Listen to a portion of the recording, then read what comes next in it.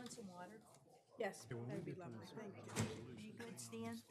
I'm good, yes, ma'am. Read that resolution. We can, I think Lisa. Thank you. Hey, Karen, how you doing? Need a little topper before we start? Okay, right. Yeah, that'd be. Alrighty. There you go. Yeah, I'm not sure how they want to do Thank it. Or they you. just give it to you. Right. Hey, on Hi, the, Glenn. on the naming of Steve Yes, sir. Elkins Way, do you,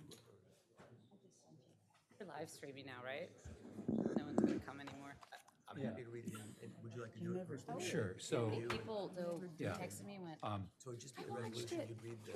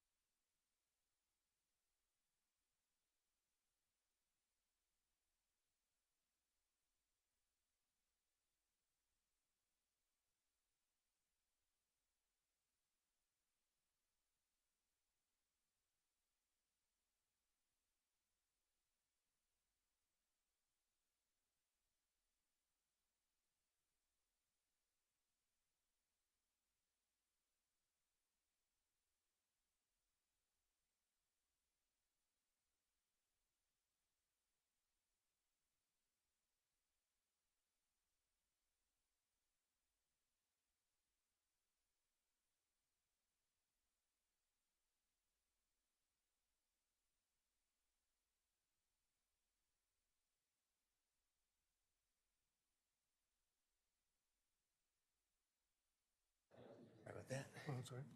Wait for her to get here and then we'll go. So, Dixon. About that, I'm very excited. I was gonna tell you, and I was gonna tell Paul too, that She's okay with that? Yeah, and then he's gonna make the motion, and she'll second it. Okay, well, good. And so he's just gonna read the, Just because it's. okay. Kind of stuff. We're gonna call this meeting to order with the Pledge of Allegiance, please. I pledge allegiance to the flag of the United States of America and to the republic for which it stands, one nation, under God, indivisible, with liberty and justice for all. And if you can let the record show that all 7 commissioners are present, please. Any correspondence? no. No correspondence that we have. Any public comments? We're wide open. Your name, please.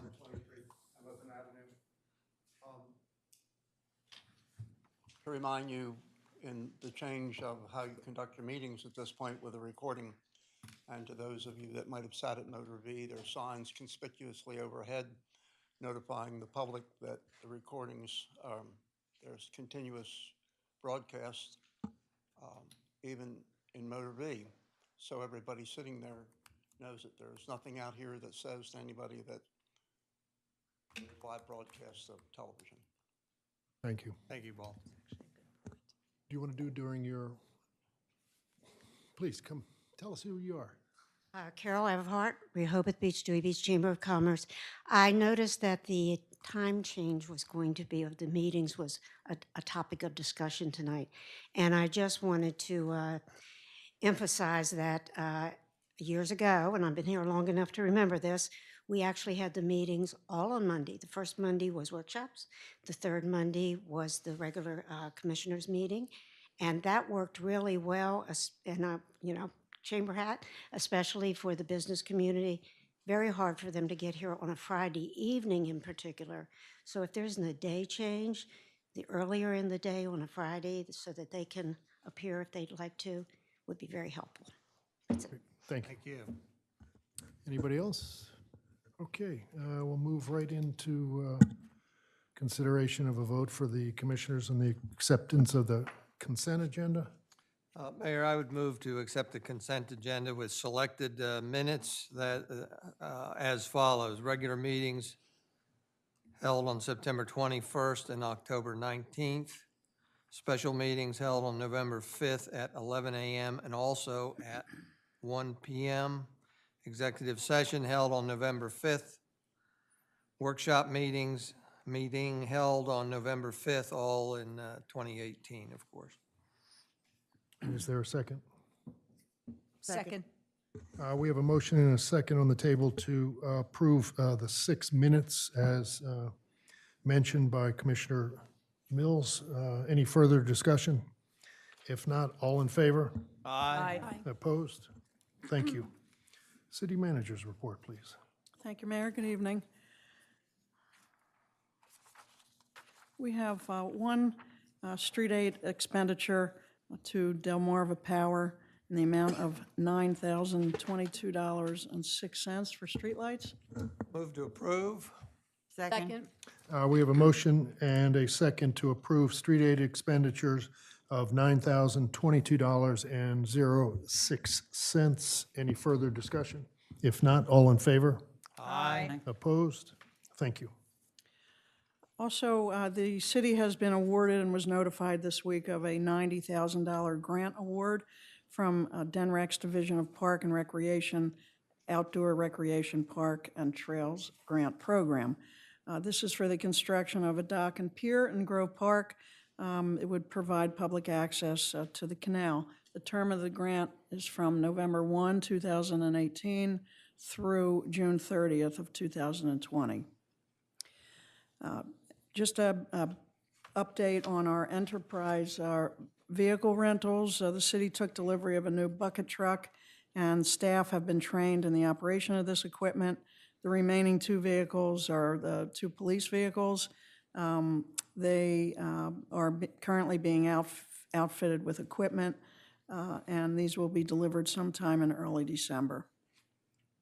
Budget discussions and meetings are underway with all city departmental supervisors. Meetings will continue through the end of November with budget development occurring during the month of December. And I look forward to presenting to the mayor and commissioners and to the public the balanced budget in January of 2019. The water department has all the services on Park Avenue switched over to the new water main. The final tie-in is scheduled for next week. Milling and street paving will occur in the near future. The citywide street paving contract is underway with work on Hickman Street between Scarborough Avenue and Stokely Street. Contractor is working on curb and ADA sidewalks prior to resurfacing the road after the Thanksgiving weekend. Pertaining to the Second Street improvement project, the contractor has replaced the curb and is preparing the foundation for the sidewalk. During construction activity, lane closures and limited parking and access will occur, as it has been. The contractor makes every effort to minimize inconvenience, and the contractor is working the hours of 8 a.m. to 5 p.m. Monday through Friday. Project scheduled for completion by the end of December. An update on the AT&T antenna sightings. The construction has started on Wilmington Avenue and First Street. This is the second of 5 sites under this contract. First antenna was installed on Delaware Avenue Cupola, is currently operational. And just an update to the commissioners, we expect to have either an RFP or an RFQ advertised for responses by mid-December to address the comprehensive plan for small cell sites. Can I ask one question? When they brought in the pictures and we did not like the other remaining 4, and one was at a street end, right smack dab at the end of a street end in South Rehoboth. And we said, oh my gosh, that's not appropriate. They said we could move it. Is that, Kathy, those are number 6 and 7. that was 6 and 7? Those are I 6 thought and that 7. was 4 The and 5 are within the commercial area. In fact, Sharon, it looks like they've started on the one in the median at the post office too. So I see two additional started, but as far as I know, those are absolutely on hold, numbers 6 and 7.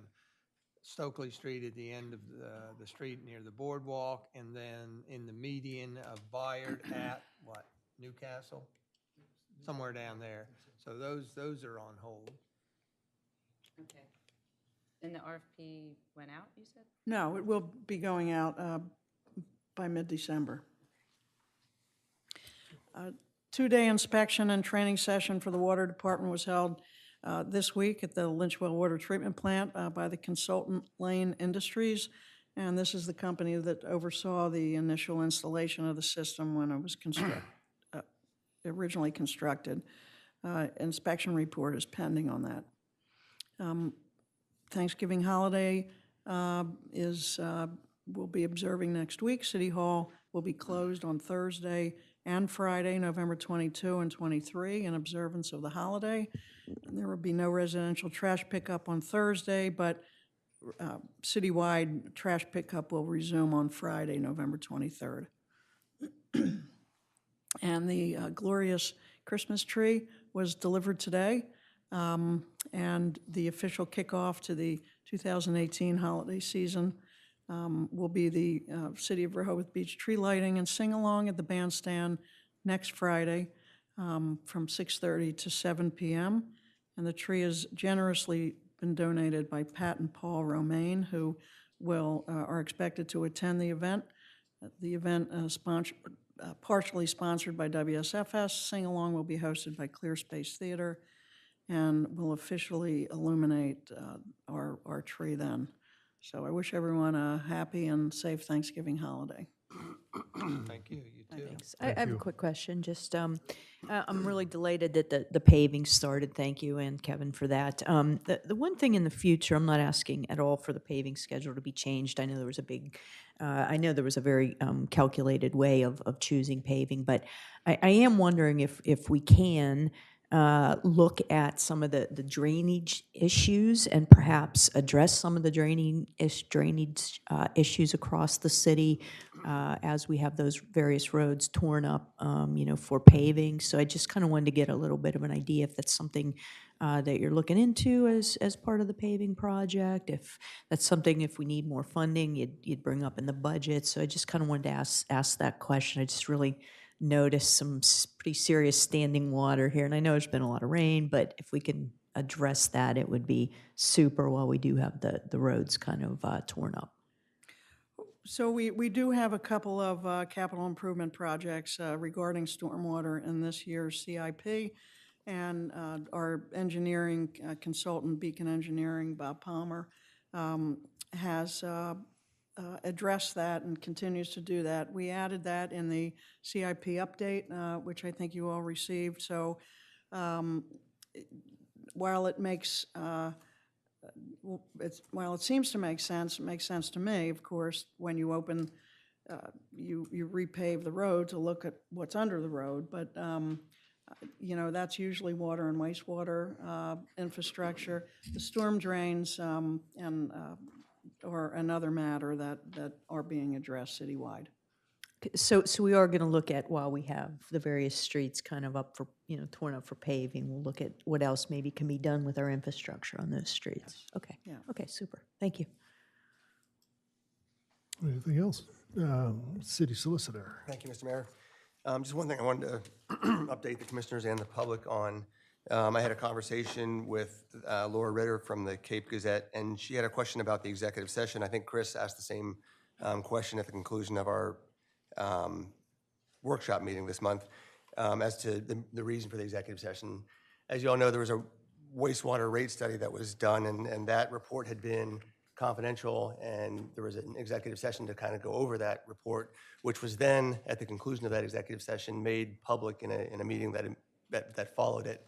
So Laura asked that now that the rate study is public, she asked if we could state publicly what questions were asked during the executive session. So I did canvass each of the commissioners to see if they recalled what was asked, and I want to go through very quickly some of the questions that were asked during the executive session. So there was a question about the variation in rates under the alternative approaches. If you've read the report, there are different approaches that could be taken, and the rates for sewer change depending on what option the commissioners might ultimately select, if they select one of those options. Secondly, there was a question about whether in the long term it made sense to transition the plant or this is just a short-term fix. And that, of course, is something that depends on the option that's selected, if an option is selected, and there's a lot more to be discussed before you can determine, I think, what the long-term effect might be. There was a question about whether any land would transfer to the county. A few commissioners asked that, and in fact, when that question was raised, the county expressed no interest in having any control of the land. They're interested in the operation of the plant. The commissioners actually came into this room to have sort of a separate executive session without the county officials present to talk about issues relating to land. One commissioner expressed an interest in the county presenting something in writing, so the commissioners had something to formally react to. So that was raised. Another commissioner raised whether there was some form of utility board that could be established so that we would have some presence on that utility board to ensure that rates going forward would be in the best interests of our ratepayers. The county responded to that, indicating that the county commissioners set the sewer rate, so there's not a utility board like you see in some boards of public works. That's not the case in the county. And then finally, there was a question of the city manager if she supported the plant being operated by the county, and she said that she did support further considering the initiative. Those are the questions that were raised during the executive session. As you know, the mayor has set a meeting for November 26th at 10 a.m. The county representatives will be back again, and that'll be another opportunity for the commissioners to talk about the sewer plant with the county officials. That, of course, is a public meeting. It's in this room, November 26th at 10 a.m. And that's all I had, Mr. Mayor. Thank you. We can move on to committee reports. Let's see, animal issues, I didn't have anything. Bandstand committee, was there? We had a meeting. Lisa, you want to? Yes, we had a great presentation from Steve Sheffer and Peter Spurney on rates, and we had some excellent feedback from the Chamber of Commerce so we did discuss the potential of relooking at the convention center rates. We got the first report back and had a great briefing from Steve Sheffer on that. So our next meeting is, I think it's going to be around December 2nd or 3rd. We're going to look at those rates in more detail and per the mayor's request, come forward before we start budget discussions so that we can all consider perhaps revised rates going into the next year. That's the main thing from the meeting. So thank you. Should we put that on the December workshop? Discussion of the rates? I mean, because the rates take place as of January 1st. It was just the weekend, right? It was just Friday and Saturday. It was all the convention center rates, actually, so. We'll give it some thought. I mean, Well, let's we've give got it like some 3 thought. weeks to go. Steve's here. Oh, I'm sorry. I apologize, Kathy. So, okay. All right, Okay. We'll loop back with you, Mayor. okay, thank you. I'm assuming Boardwalk and Beach, you're just going to do that during your presentation? Nothing from the law oversight, anything on mayor's advisory on trees? We had a meeting on November 9th. We're working toward a presentation for the commissioners either for January or February, and it will be relevant to priorities for 2019 and beyond. Thank you. Okay, nothing from parking advisory, nothing from streets. Carol, would you like to, for the chamber? That would be, whichever one's good for you. Well, first, I guess a brief synopsis of Sea Witch. It could have been a lot worse. The good part of it was that 3 items were canceled, unfortunately. One of the highlights of the parade was. And we had 3 new balloons, and we still lost the parade, so look forward to next year. We also had to cancel the children's beach games because we had no beach. The water was right up against the dunes. We had no choice, and 1 Friday night performance. Outside of that, everything went on as planned. I believe the Cape and Lopin Park, their little spook trail, they had to cancel that because of mud and wind and that type of thing. So overall, the occupancy, though, was 80%, even over that weekend. We estimate, based on everything we can see so far, that we had about half the crowd. So if you have 180,000 to 200 over the 3 days normally, you didn't have more than 90,000 over the 3 days. So that was a big difference in the, the attendance for it. So they really liked that parade. Did want to tell you the visitor's guide is on schedule. It's practically ready to go to the printer. I'll be getting up with your mayor and the mayor of Dewey to put a little welcome into the publication. We've scheduled 140,000 copies again. That has held us for the last 2 years. We run out about this time. We've got 2,000 copies left for this year. And then what we do is they start requesting as soon as Christmas is over, and we get the book usually late January, early February. So know that that's on course. We do have both an appreciation luncheon for organizations in our business community scheduled for the Culture Pearl, and then we have the award ceremony also, which you will all be invited to, and major awards that evening. Association of Chambers.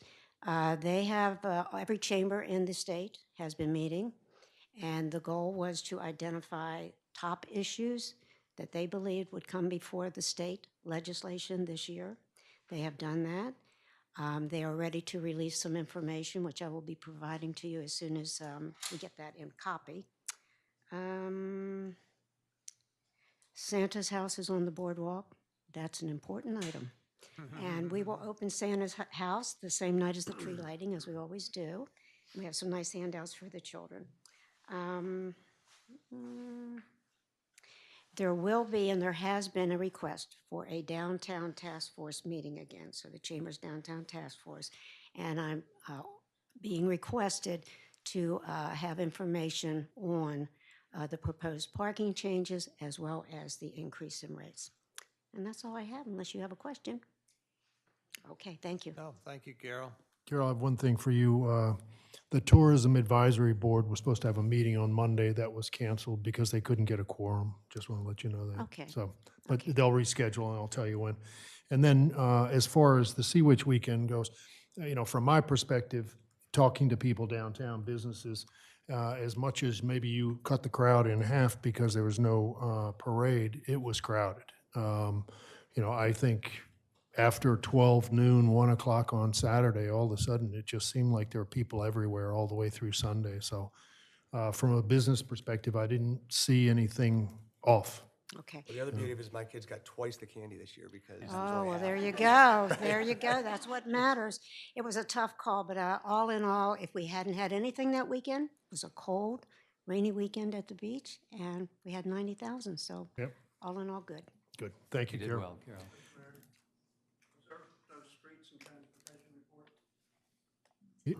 There was no streets and transportation report, sir. Walter Birmingham, 123 Henlopen Avenue.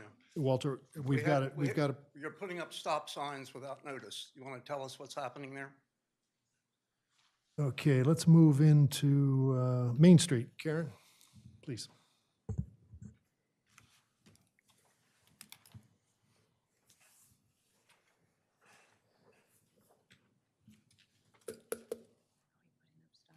Good evening. I had the joy to see the bandstand. It looks beautiful. Thank you so much for letting up downtown. Grove Park, right outside my office, is beautiful too, so thank you for that.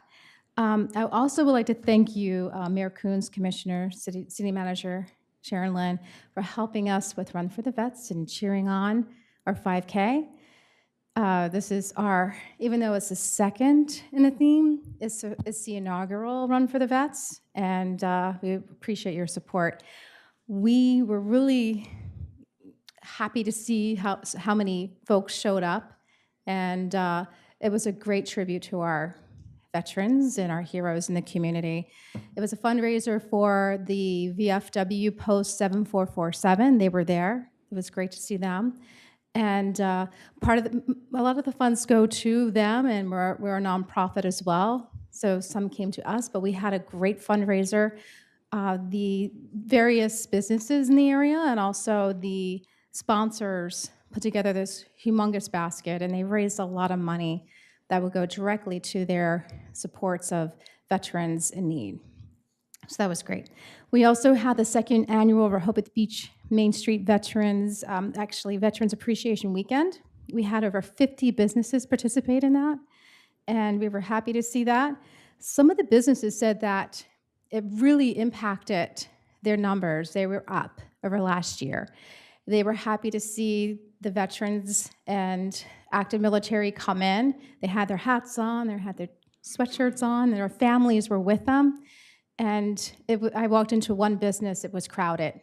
And you could tell they were all veterans with their families. So it was really a great tribute to thank them as well. And there were people from outside the area. I saw people from New York. So it was great. We're going to keep doing that. And also, we're looking into the Shop Small Saturday is approaching. Don't forget to shop local, support your downtown, wherever you are. And also, we are coordinating an initiative for branding that will go through the season. So we're working on that. And we are bringing back the Community Unity Dinner. I believe, have you been contacted yet? Okay. Making sure. So I know some of you will be serving. So that would be a lot of fun. So that date is set for December the 2nd at the Rehoboth Beach Convention Center. It's from 4:30 to 7:30 p.m. And we're trying to bring it back the way it used to be, the old-fashioned way, spaghetti dinner for a lot of people. We have Santa Claus there, and more information on our website to cut it short. So if you can go into our website, you'll see a lot of information there.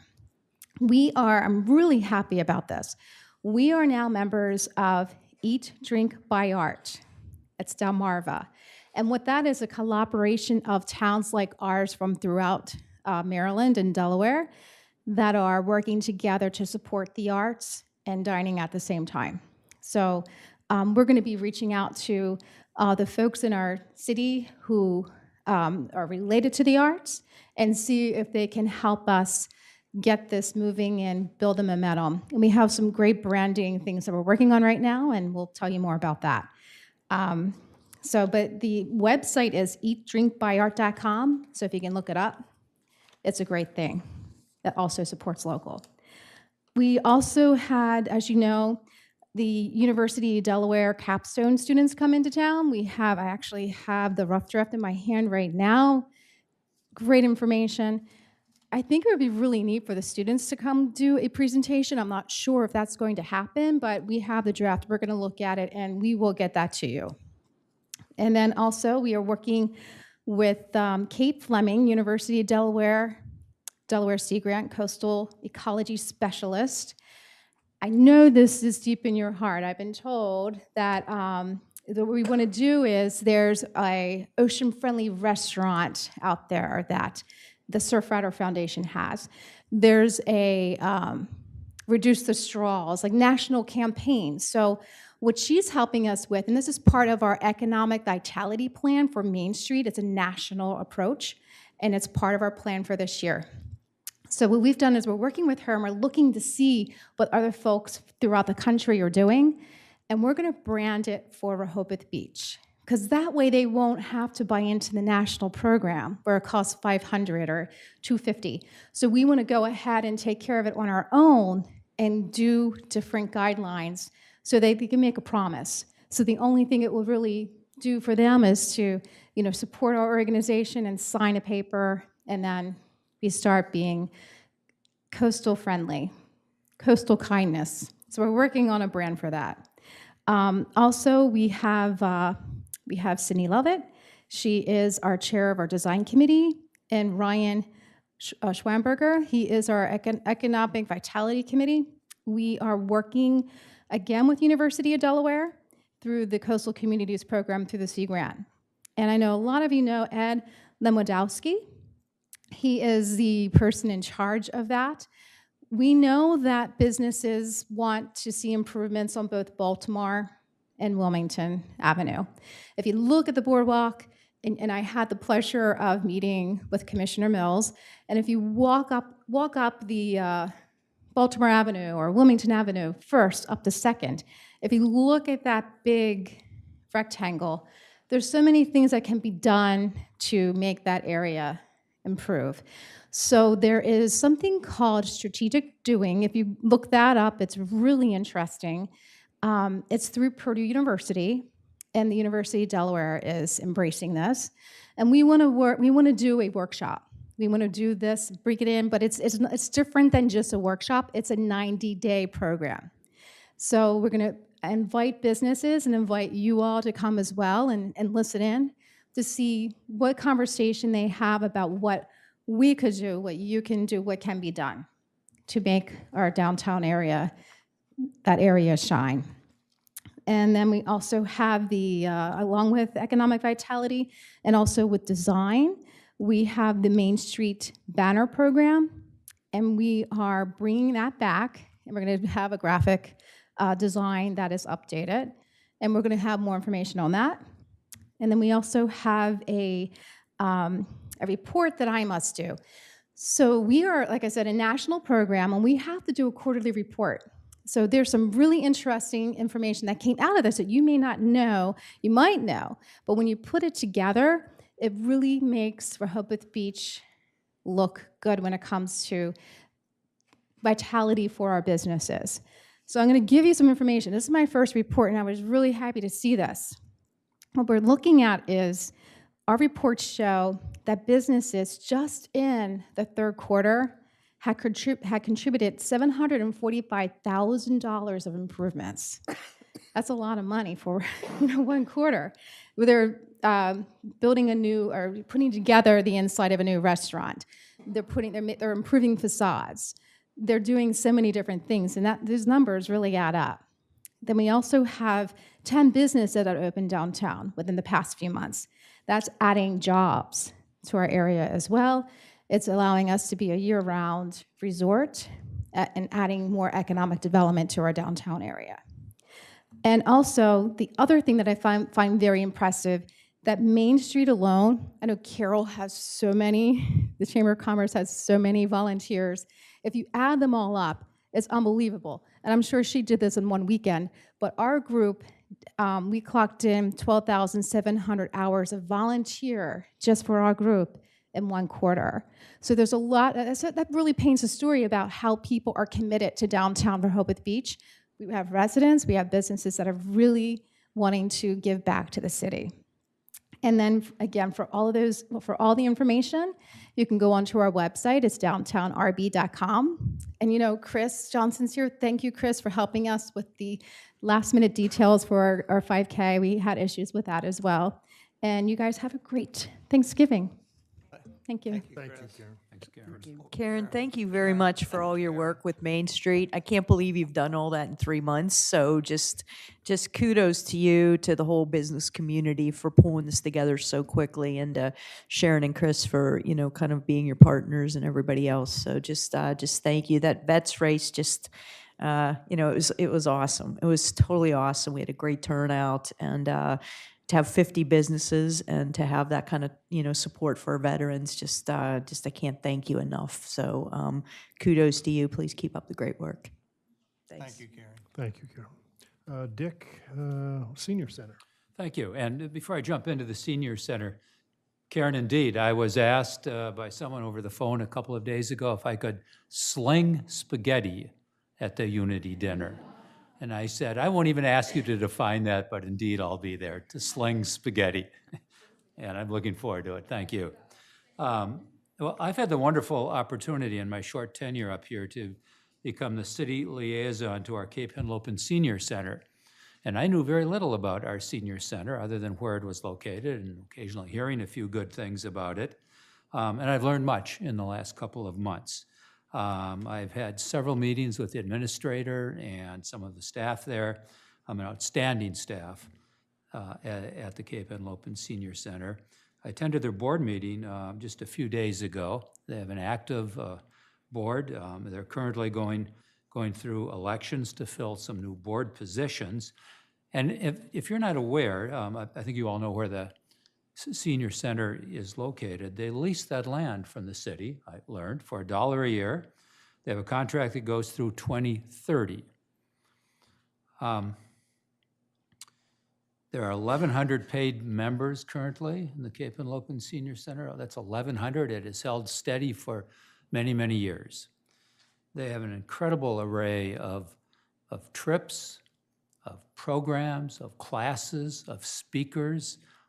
It's amazing what happens in that small setting. And tomorrow, November 17th, Saturday, there's an incredible craft fair taking place from 9 a.m. to 3 p.m. If you look at the program, it's just kind of almost a dizzying array of crafts. I think if you're looking for something to kind of get you thinking about holidays and gifts, this would be the place to stop by tomorrow night, 9 a.m. to 3 p.m. There's going to be upwards of 40 craft vendors there. Their biggest issue, what would that be? Parking during the season. Parking. I asked, what are your issues? What are your challenges? And it's like so many others, parking during the season. They have a real challenge with that. They're very, very appreciative of the support that they get from the city. They want everyone here to know that they appreciate that we think of them, that we talk about them. They do a newsletter monthly that is, they're still doing the old-fashioned paper newsletter. It is, 15 pages both sides with small print. I mean, there is so much going on. And they are so interested in what we are doing that they asked if they could have a tour of what they called our new city hall. And our city manager has arranged a tour on Monday the 26th at 10 a.m. for some of their staff and their board members. And I think it's the old thing of the more we get to know them, the more they get to know us, the better off our city is going to be. So I'm thrilled to have this opportunity, Mayor. Thank you. Thank you. All right, we'll move right into old business. And the first on the old business is consideration and a vote on time changes of regular meetings. As you all recall, we've had a couple of workshops with talking about changing the times for the regular meeting. It seems as though the workshop, 9 o'clock on the second Monday, is fine. And people up here were talking about the Friday meeting moving to, the only things I heard, I think, were from 7 o'clock to 3 o'clock. So I'll open that up for any further discussion before we ask for a motion. I do like the idea of Monday morning at 9. I don't know how everybody else feels about that. First Monday and the third Monday for workshop, then regular meeting.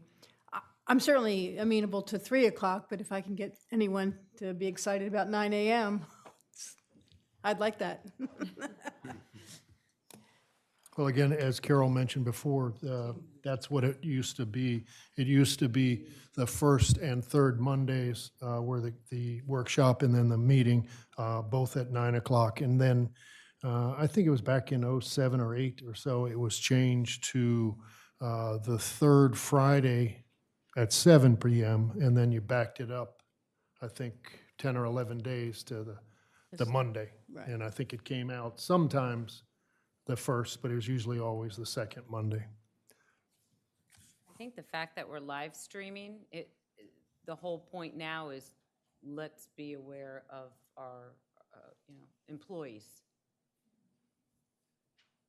What do you think, Sharon? Is 9 really two Mondays at 9 a.m., is that going to ruin months for people because it gives a whole new meaning to Monday? If you had to come here, or do you think it's okay? I think staff would be fine with that. Ann just gave me the thumbs up, so she's the go-to person here. You know, 3 o'clock on a Friday is Better than not a bad compromise, yes, but it still leaves way for, you know, a later meeting to start the weekend. Well, I'm a little bit frustrated that we haven't settled this before coming to a vote. I believe that we do harm to our constituency by not having more specificity in the agenda and actually publishing what we think we're doing. My recollection is at the last meeting, the dominant discussion, if not the sole discussion, was changing it from 7 p.m. to 2 p.m. Two? Three. Three o'clock. And now, all of a sudden, there's the introduction of this other, and I know you weren't here, Pat, but I think if we're going to make that big a change, that we owe it to our constituency to at least publish it in the paper once, so that they have that opportunity to say something, so. Well, how do you feel that, Stan, how do you think that affects the public? You just think that, I mean, I'm not sure I understand why they would need to know in advance we would be making that change. Because I think otherwise we do a disservice to our constituency by not allowing them to be able to voice their opinion one way or the other. Well, they can come at 9 or 3. No, I'm talking about this discussion tonight. We haven't given them notice of where we're headed to this, other than at the last meeting to say, let's bump it up from 7 p.m. on the third Friday of the month to 3 p.m. So if we're ready to vote on that, I'm ready to comment on it and do that. But if we're going to start changing the program to the 2 Mondays, then I think we just need to have the newspaper report it and come to an agreement that that's what we want. Yeah, I tend to agree with that because, you know, I was not at the first workshop back in October, but what I had heard was 3 o'clock from 7 o'clock. And then the last workshop we had, I heard 3 o'clock from 7 o'clock, and that's where the discussion was. And at the end of the discussion, it was, okay, we're going to take it to the next meeting for a vote. And I was assuming that vote was from 7 o'clock to 3 o'clock, and I'm sure that's what we spoke about, and I think that may have been in the newspaper as well. So I agree.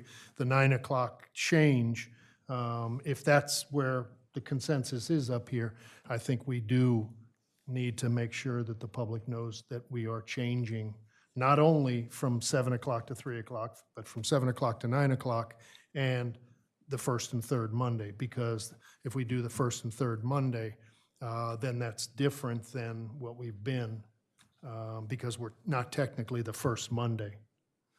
And we were the third Friday and the usually second Monday, or the one right behind it. So it's kind of confusing, but it's a big change from 7 o'clock to 3 o'clock. And I'm open to suggestion either way, but I agree with Commissioner Mills that this is what we did discuss.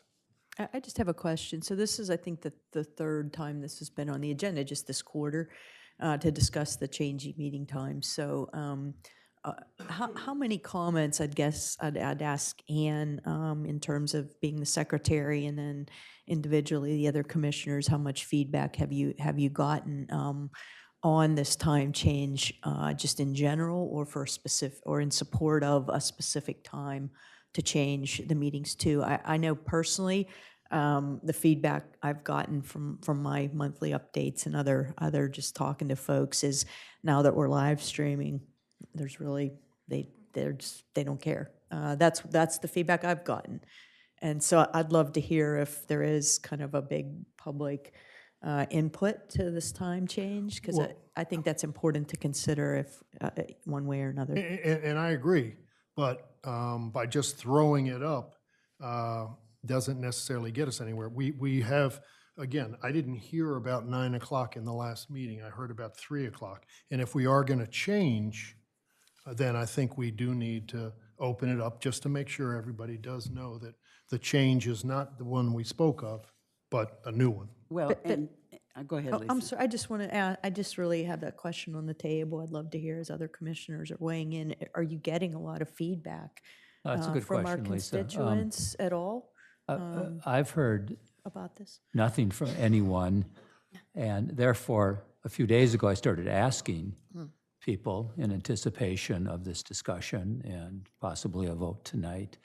And person after person said it made no difference to them. And I asked people that are part-time here and people that are full-time because, you know, I know this 7 p.m. Friday evening, I'm assuming was originally put in place for people that are part-time here and that are Right, that's generally right. here on the weekends.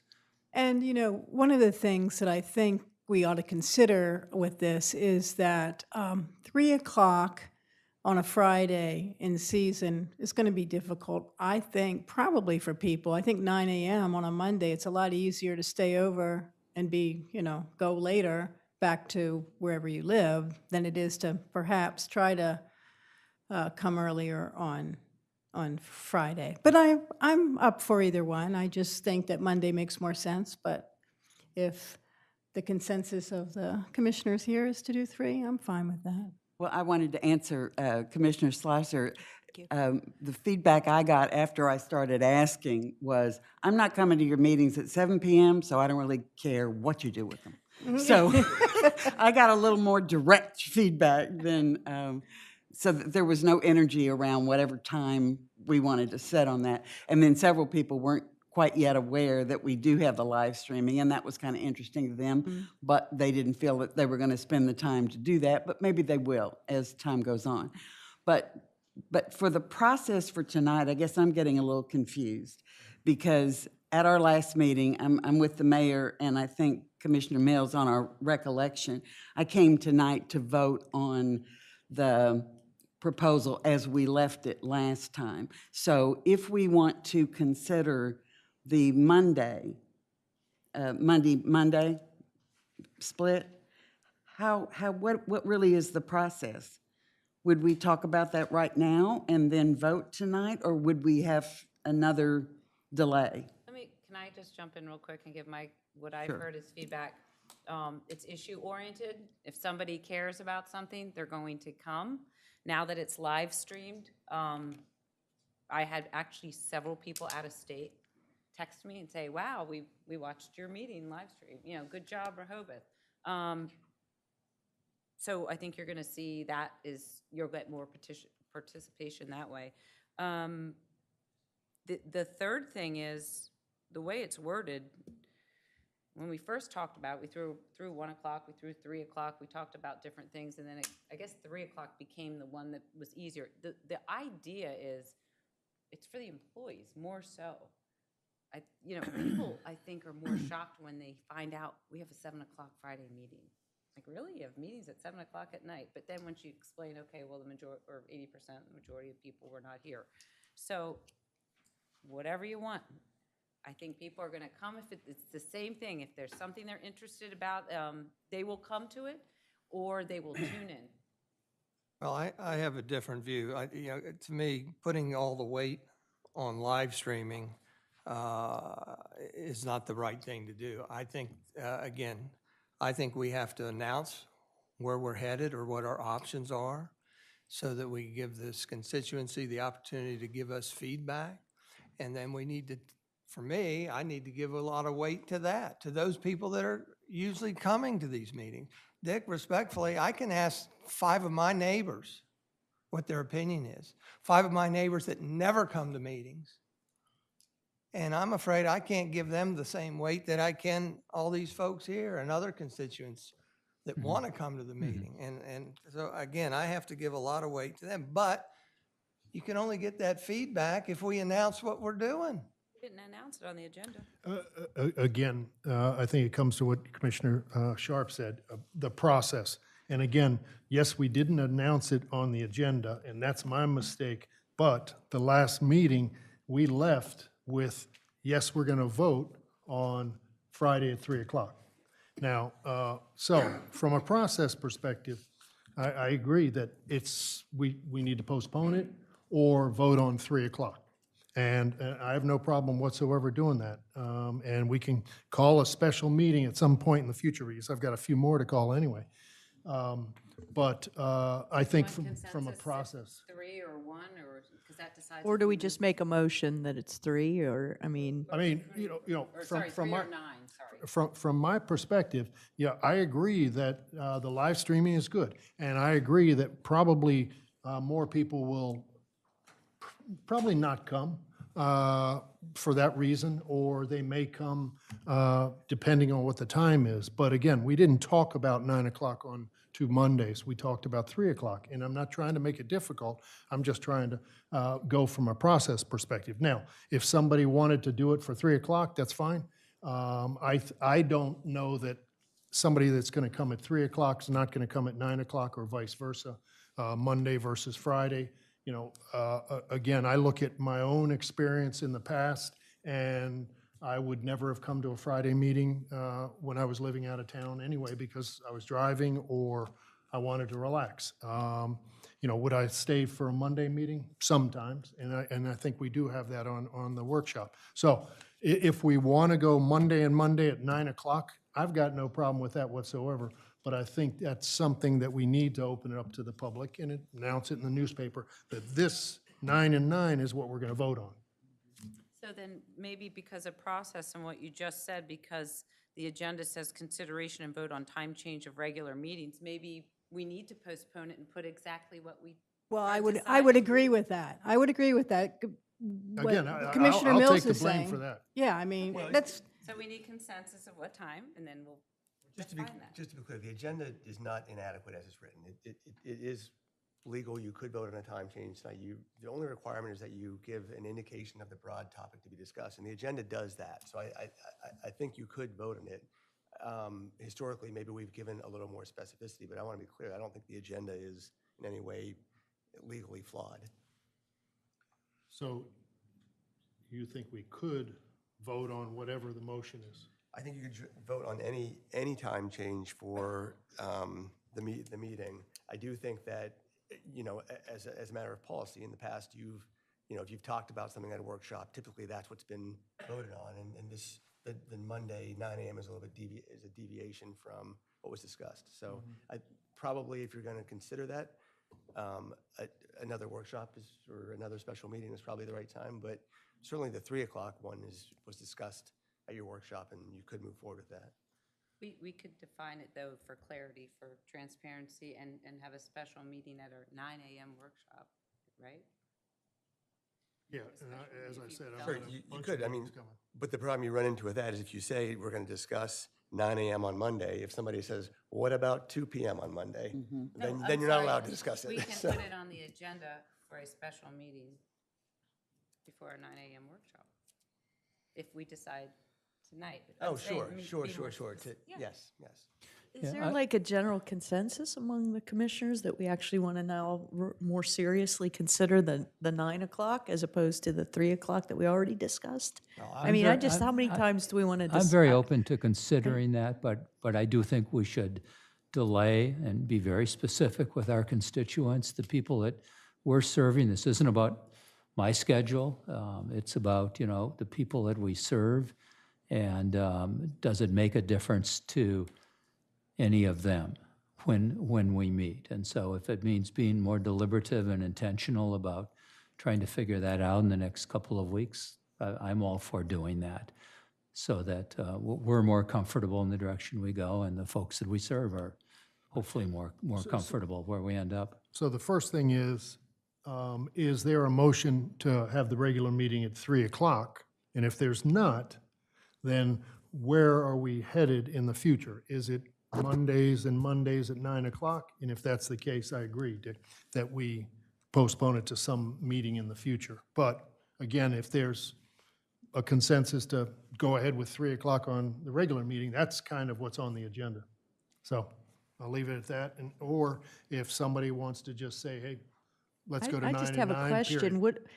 We've talked about this in 3 meetings now, and we've gotten almost, it sounds like, zero feedback from our constituents, other than we don't care what time it is.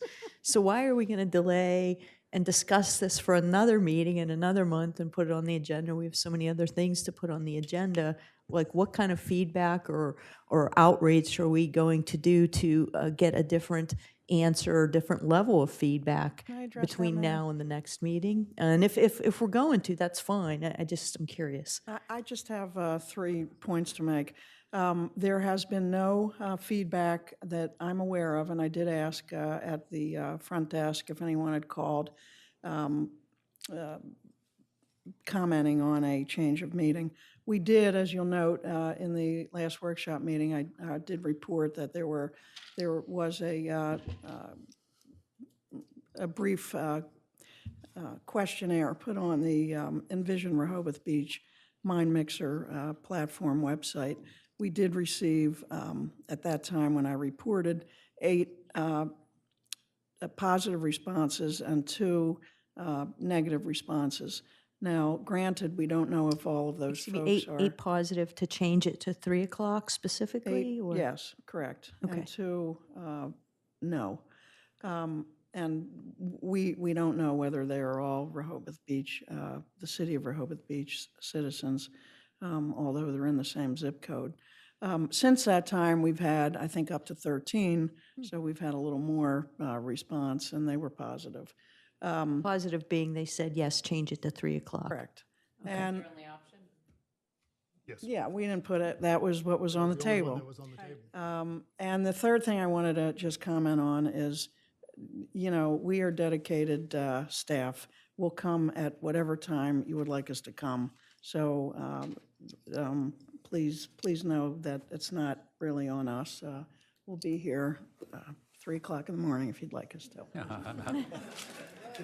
Oh, another option. That's another option. No, Carol's like, no, no, I no. won't be there for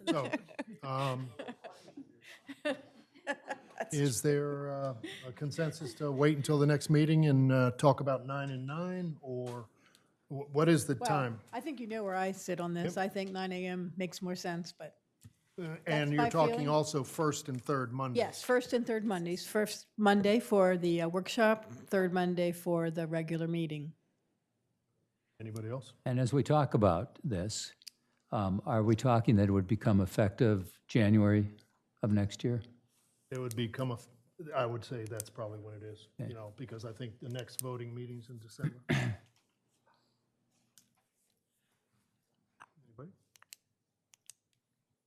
I'm going back to process again, that if we were to make a motion for what Pat Caluzzi just suggested, we haven't talked about the advantages or the disadvantages of that with the community at all. So to me, that seems a bit, I don't think we can make that motion. okay, You okay. know, I think, as I said before, the only motion I believe that we can make is 3 o'clock on Fridays. Got it, I'm with you. If that's not the motion anybody wants to make, then we move to the next meeting. And can I assume that the discussion for the next meeting, which will be a workshop discussion, will probably be 9 and 9, but it's open because it's not a vote. Well, I'm leaning toward the Friday at 3, but I may be in the minority, so maybe you have the 2 options on the table for a vote. Well, it seems to me that, given the way the agenda's written today and how it may be written next time, that if we can't come to a consensus right now on the time, we certainly will end up coming up with something the next time when we actually do vote on it. So I don't know that we have to say specifically, we have to vote whether or not it's going to be 9 or whether it's going to be 3. I mean, I think it's going to be somewhat up in the air, but people definitely have preferences that we've already seen, so. Yeah, I mean, but whatever the next voting meeting is, I'm going to put on the agenda the specific, the one. Well, then we need a consensus about, yeah, well, we need consensus of whether I that's realize going to that, be. And that's what I'm saying. I think we need to Well, then, either come up with a consensus now. I disagree with that, but if you're going to do that, then I'm going to make a motion that we change the Friday night regular commissioner meetings to 3 p.m. and we'll settle it. It either goes that way or it doesn't. Okay. Because again, otherwise. Did you just make a otherwise- motion? Yes.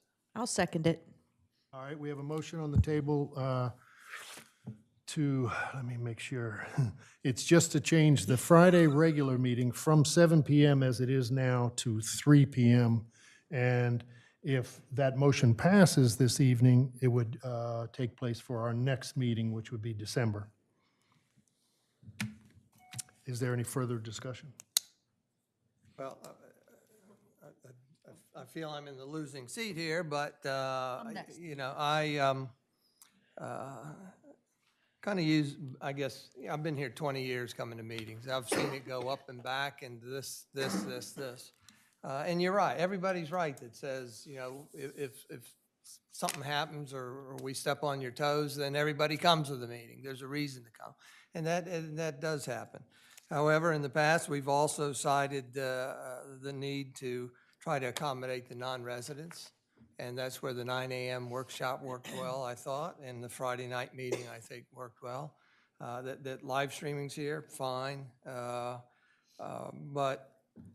you know, Bethany Beach used to have the system like we did, or we do now. They'd have a 9 o'clock workshop meeting, I believe, somewhere early in the month, and then regular meetings at 7 PM. About 10 years ago, they changed to 2 PM on Fridays. And I talked with one of the council persons there, and they said that seems to work fine. Of course, you get people that agree to it, like it, don't like it, but it seems to serve the majority well. And that's why I'm willing to be, you know, acquiesce and go with 3 PM on that date. You know, if you vote it down, then it gives us more time to think about the other option. But I recall that other option was on the table, exactly a year ago, in my recollection, and failed. So we're in different times. Yeah, we're in different times, so. But I anyhow, just, that's- I mean, I guess my discussion, since I seconded it, is, you know, the fact that, again, I know I keep saying this, but this is the third time we've discussed the hours at 3 to 5, or 3, you know, starting time of Fridays at 3 for the regular meetings. We've gotten feedback that the majority of folks, you know, are okay with that. We've discussed it, and I'm just wondering, and we have so many other really, really critical things to put on the agenda. Why not make the change, you know, assess it, and if we have to look at a different time in the future, let's do it. But we have a lot of important things to put on the agenda. Not that meeting times aren't important for our citizens, but we heard from our citizens, and it appears that they're okay with this. So We don't know for if me, there are citizens, though. well, we heard The from ones people online. who care enough to make an opinion, took the time to respond to this. So, I mean, your point's valid. I'm just putting in a couple other reasons, kind of we keep- why we keep. I know, but. You know, it's our third time here in the same topic. Right, but So, Commissioner Calusi was not at one. Mayor Coons was not at a different one, and I think that's why we're sitting here still talking about it.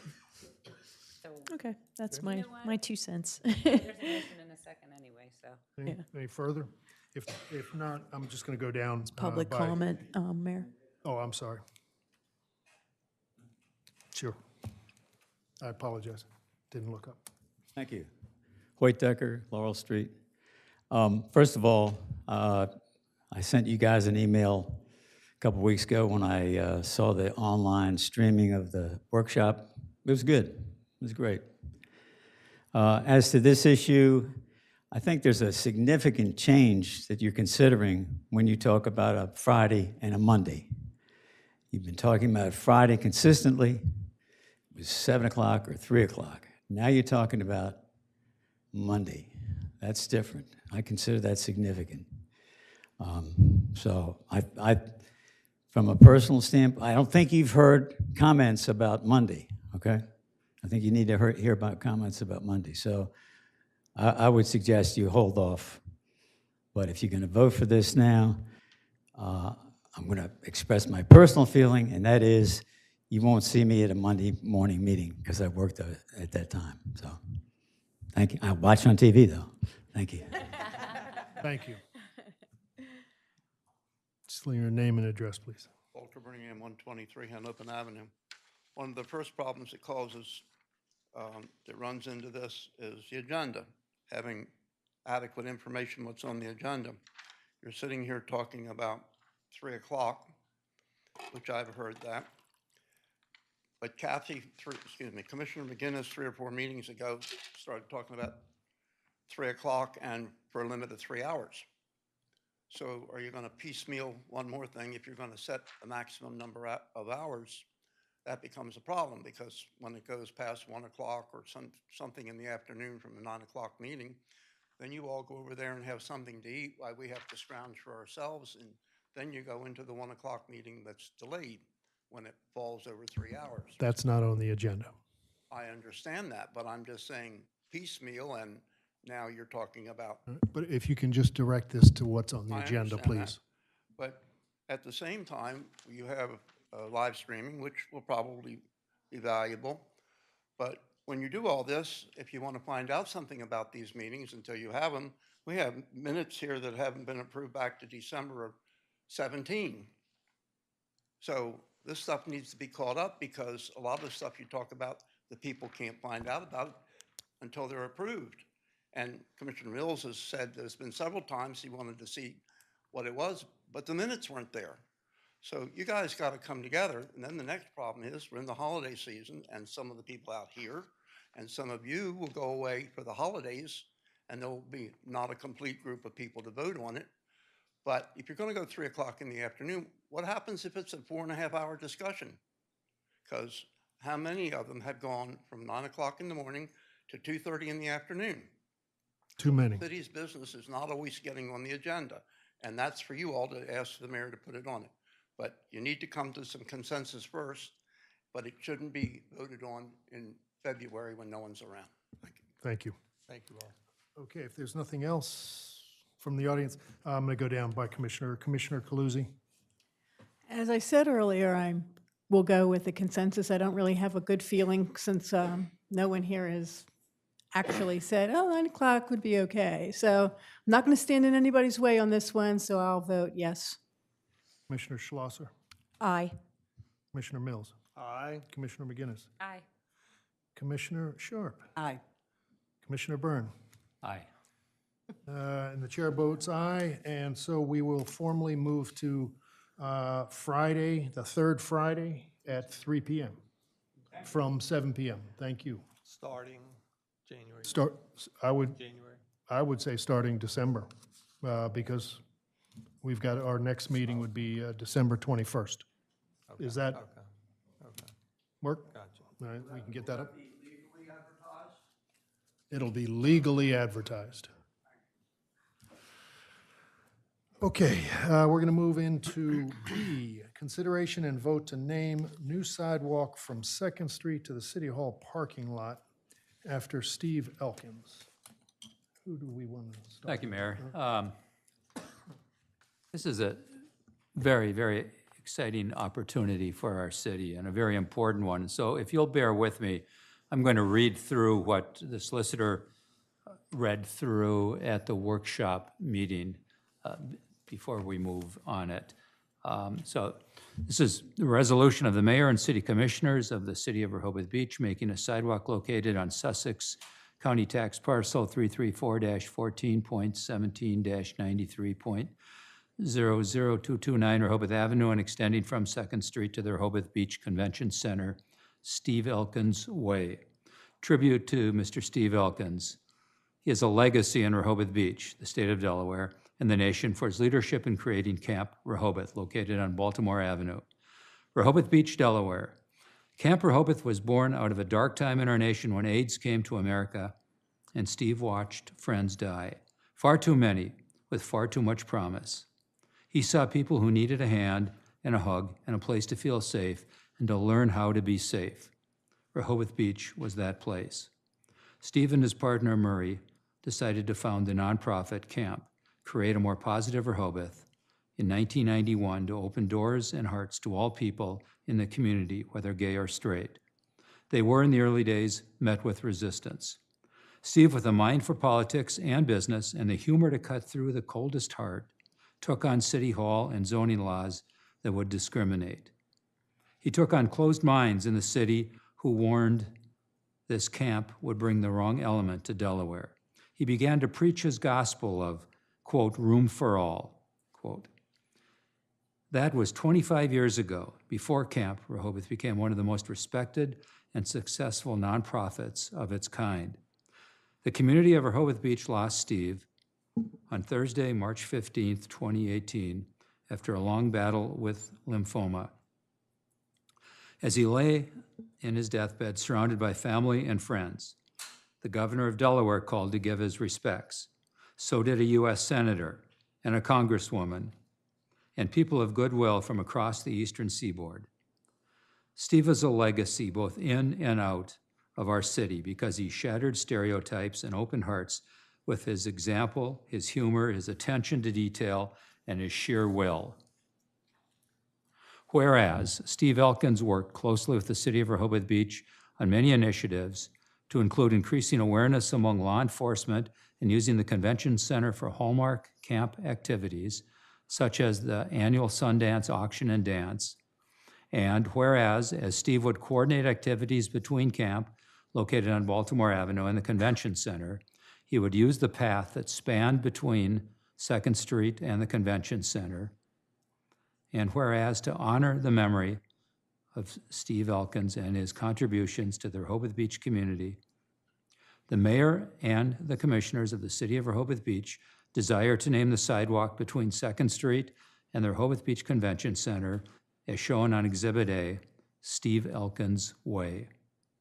Now, therefore, be it resolved by the commissioners of the city of Rehoboth Beach, Delaware, in session meeting on this 16th day of November 2018 that 1, the sidewalk extending over Sussex County Tax Parcel 334-14.17-93.00, such tax parcel being part of the same lands and premises designated on a plot of lands laid out by Rehoboth Beach Camp Meeting Association of the M.E. Church of Record and the Sussex County Recorder of Deeds in Deed Book 84, page 603, from 2nd Street to the Rehoboth Beach Convention Center, as depicted by Exhibit A attached hereto,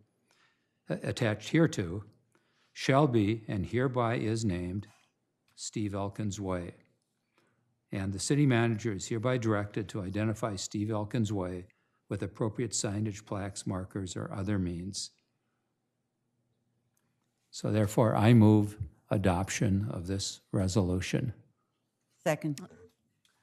We have a motion and a second to adopt this resolution of the mayor and city commissioners of the city of Rehoboth Beach naming a sidewalk located in Sussex County tax parcel at 229 Rehoboth Avenue, extending from 2nd Street to the Rehoboth Beach Convention Center, Steve Elkins Way. Before we take any further comments, anything from the public?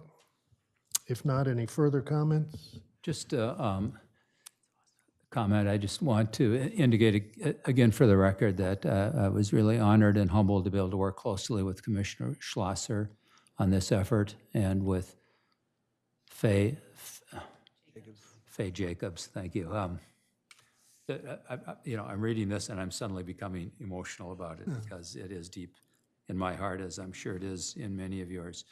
Our plan is that whatever signage is deemed appropriate as we work with the city manager will be paid for by private funds.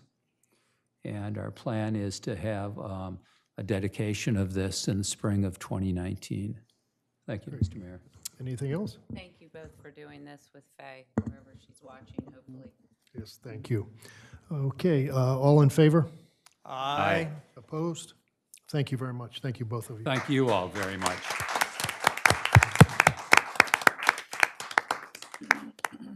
Now we'll move on to new business, which is a presentation and discussion by the Beach and Boardwalk Committee, Commissioner Mills.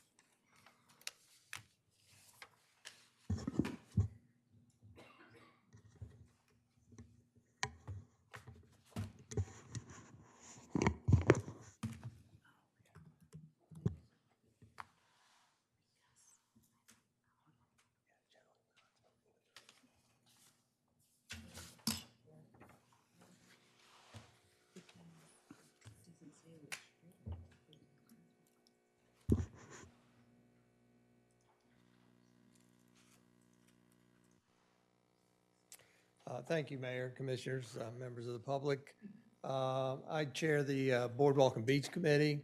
I'm pleased to be here tonight on behalf of the other 9 members of the committee. We appreciate getting feedback from everybody and having solicited questions to consider.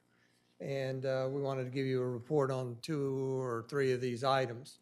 One is well, let me start off with this slide here. Can you remember how dense it is and how dense it gets into the summertime?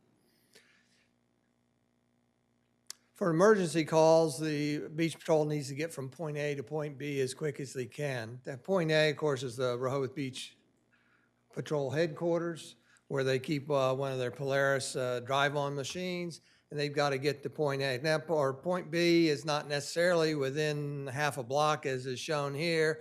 It can be over 2/3 of a mile to the south, or it can be almost half a mile to the north.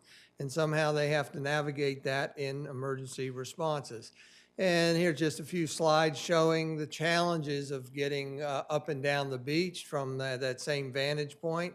And that's because the beach fluctuates in density, how many people are there, depending upon high tide, low tide, time of the month, date.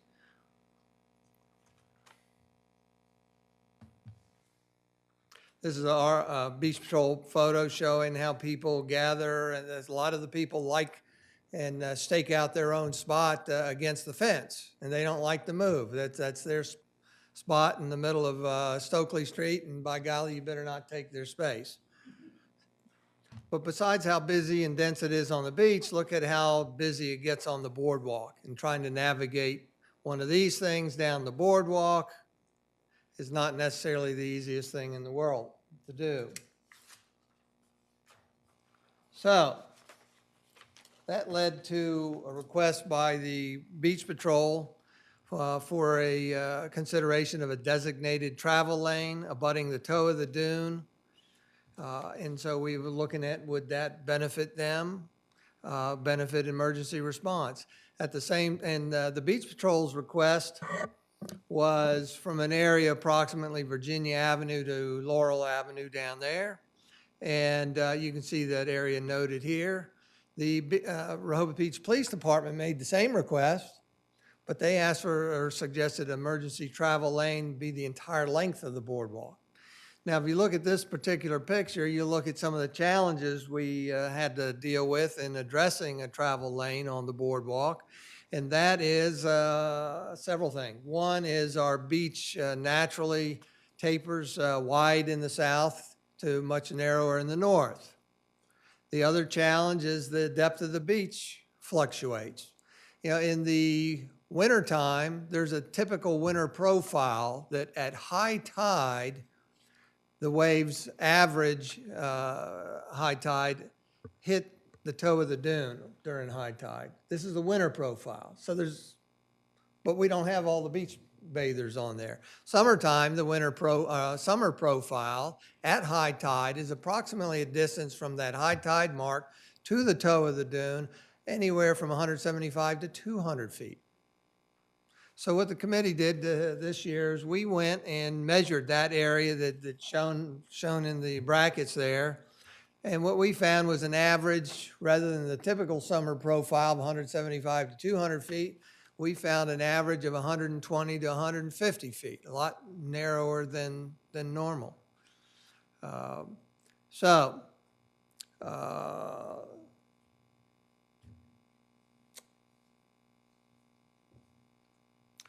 What we also did, let's go to the next slide here.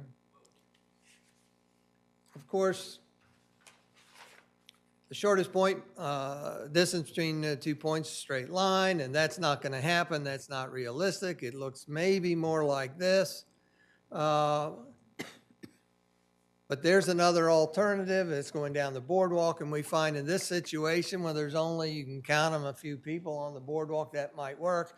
But typically, there's just way too many on the boardwalk, and what we found through observation and report by the Beach Patrol is that when the Polaris is going down the boardwalk, it's typically at the busier times, and people will not get out of the way. It just doesn't happen until you almost hit them. So, a concept we really analyzed was this type of thing, again, at the toe of the beach, a designated travel lane to get down that way. Now, we did look at alternatives too, and we asked about a jet ski, and apparently in the past, the Beach Patrol used a jet ski to get up and down the beach. But if you can imagine, one of the purposes of using the Polaris is to put an injured person on it and take them up to a car or a waiting ambulance. Jet ski, that's not possible. So that wasn't feasible. The other alternative was, well, can we do perpendicular lanes at every other dune crossing that goes straight down to the ocean, and then they get down to the ocean, and then they drive up along the shoreline? And we determined that that was not feasible or nor wise, because that's the activity zone down there, and you've got all the children down there. So that was not a good idea either. So we started looking at this concept of getting a Polaris in its own lane. By the way, the Beach Patrol summer statistics in 2017, they did over 561 responses, emergency responses, but only 69 were responses for people that needed transport to a car. So it's about 69. The important thing that we were mindful of is that seconds count when you're talking about these kinds of injuries, especially.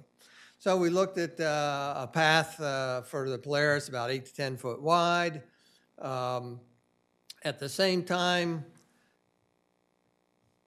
the police and the Beach Patrol made their request. Public Works and Street Department got wind of it, and they said, hey, we want in on it too. So we considered widening it double the width to 20 feet wide to be able to allow the morning trash truck and the tractor on the beach. And ultimately, we ended up rejecting that because really the trash tractor is usually on there early in the morning before most of the crowd's there. And space is a premium on the boardwalk. Even the 8 to 10 feet was questionable whether it was doable or not. We looked at delineating the travel lane with something rigid, which the Public Works Director recommended rigid versus cones or something. So we looked at different options there. Now, they're in your support packet. I'm not quite following exactly in sequence, so I'm going to screw you up if you follow that, but I'm doing my own sequencing here. One of the options we looked at in the support document is the original. Now, remember, we've got concessionaire shacks here. We've got our trash cans here. We've got the beach wheel shack. We've got our no smoking area. And then remember, impose over all this area, all those hundreds and hundreds of beach blankets and umbrellas, and you can see that it's not easy to navigate those areas. So this is what is current there. We looked at different options. I'm not going to take too much time on them right now. Here's an option suggested by Rusty Katz of Katz and Lyman's to line up trash cans in a line 30 feet out, and people would naturally not sit against them, and we rejected that idea. We didn't think that would work. So what we always came back to was that option of an 8 foot wide pathway parallel to the toe of the dune, abutting the toe of the dune, that would let you get people in and out at the dune crossing, still allow for the non-smoking areas, et cetera. One of our concerns was congestion. Will this make the beach more congested? Obviously, you've got a limited depth of beach. You're going to take away 10 feet of it. That's going to condense it a little bit. What's the problem there? We asked what would happen. Would people then migrate to the north and the south? And Beach Patrol Captain Kent Buxton's indicated that what he sees typically is the people just squeeze in tighter because they have their favorite place on the beach and they don't want to be displaced. So again, here's our limits of our travel to Virginia Avenue to Laurel's, what we went back to rather than the entirety of the beach and boardwalk. Our committee recommendations came down to that we were very, very favorable for this. We believe the need is validated. However, in order to implement this, we said it needed to trigger some conditions that we had. One condition, and the biggest condition, top priority, is that it facilitated when the beach depth is wide enough and adequate to leave an optimum balance of beach depth Now, the thing is, we could not define beach depth, optimum beach depth. Maybe it means we start at the next beach nourishment when it's at its widest, and we work from there as it slowly erodes and see what works. Maybe if we agree that this year everybody was happy on the beach with the depth it was, and the beach grows by 10 feet next year, then maybe it's doable. Or if it grows by 20 or 40 or 60 feet next year, maybe it's doable. So we left that. The onus will be on Public Works supervisor and the city manager to work with the beach patrol if they want to go with this idea to figure out what is the optimum depth to be able to facilitate this. We indicated that related to depth is that we didn't want it to cause any unfavorable impact on visitors. The lane width, we were limiting to the 8 to 10 feet, not the 20 feet, to accommodate just the ATV. And it's not just the Beach Patrol ATV, it's one of the medical ATVs also. And the police have their own ATV. Cooperation with the concessionaire, the concessionaire wants to put his shacks as far back against the dunes, as far away from the ocean as possible. And it certainly seems like only bumping it out 10 feet is close to what they did on the lot this year anyhow, and shouldn't be a problem. And we indicated our design preference is this thing. And well, let's see, what else? Trial would be prudent, perhaps. Public outreach, especially enforcement. If people are going to be setting up within this designated lane, that would be improper. We need to somehow educate them and enforce and tell them not to do that so that there's no impediment. So overall, the committee recognizes that these conditions that I talked about that would trigger being able to do this are probably very limiting. And yet we believe in it enough that the need is validated and the benefit worthwhile enough to be prepared to, that the city should be prepared to implement this when and we can do it. So again, coming back to this, there's some certain challenges with it, but we're favorable overall. Any questions on this particular thing? There is a longer report, by the way. This is the condensed version. Thank goodness, huh? Thank you very much. So we will go to the second slideshow, which is. Are you looking to put permanent structures in there that are there year round? No, here's what the implementation process would be. Number one, we have to get a permit from DNRAC to be able to put a structure or something on the beach.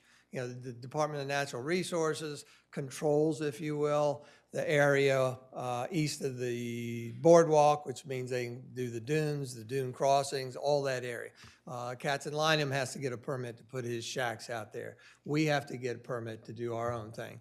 So what we're talking about is during the summer months, this would be up there, a rigid fencing, but with the permitting through DNRAC, there's a condition that they would put on there that if a substantial storm comes, we have to remove it.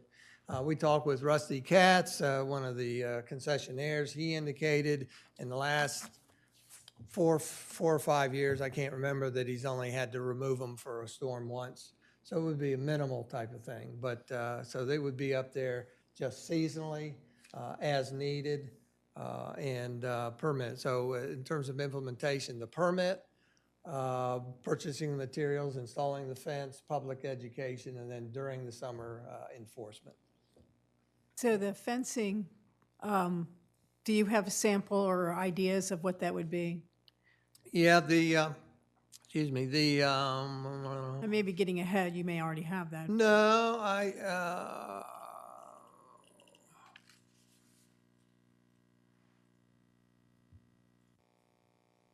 just either round cedar posts like the existing dune fencing or 4x4 posts. They got to be wood. They cannot be metal because DNRAC does not let us put metal out there. Metal tends to become more of an impaler during storms, and they don't like that. So it's got to be wood. And then we were thinking for the easiest thing to do would be just to get some rope. The 3/8 inch nylon rope. This type of thing would be costing about $1 a foot. So if the typical block is 200 feet long from end of street to end of street, talking about $200. So 2, 4, 6, 8, $1,000+ for this to implement, plus perhaps any signage that you might need and But public this- outreach. The posts are going to stay in there, I'm assuming. You're not going to put them in and During the take them out. summer, during You're the going to take summer. them out, so that's very labor intensive? or- Absolutely. Well, it's labor intensive, but you don't have to put them in as deep as the dune fencing. So you would experiment with it and put in what you need to do. And again, dune fencing is about 3.5 feet high. This type of fencing is probably half that, because all you're trying to do is delineate a lane. You don't care whether people walk over them or through them or whatever, other than they cannot set up in that area there. Anything else, Pat? No, thank you. Thank you. Real quick, Stan, for me, one, I'm sorry if you mentioned this, do other, beach towns have this type of setup, in place on their beaches for safety purposes? I haven't seen too many. I'm not sure I've seen any, but I've toured a lot of the New Jersey towns. But they're different. Imagine Wildwood. Wildwood has a average beach depth of 1,800 feet. I see. It is so deep, they have wood walkways to get you from the boardwalk out there with a space in the middle, a break in the walkway to get trucks through, and porta potties out there. So they have a whole different setup. So in other words, they don't need this kind of thing, because there are virtually no beachgoers on the beach from actually about a third of the way back, 2/3 of it. So it's all uniqueness and everything. And again, whether this works or not, Yeah. It's a conundrum, because when you have the most people there and the greatest density is when there's the greatest propensity to have people backed up against the fence. A crappy rainy day in the middle of summer, there's nobody going to be out there, or very few people. And if there's an accident, then they can navigate or something. So this is something to contemplate. It may not work, but we're suggesting consider it. And if interested, then seek to do a trial for some of it, maybe from south. Remember, everything emanates from Baltimore Avenue, which is, again, if you remember, just reiterate our biggest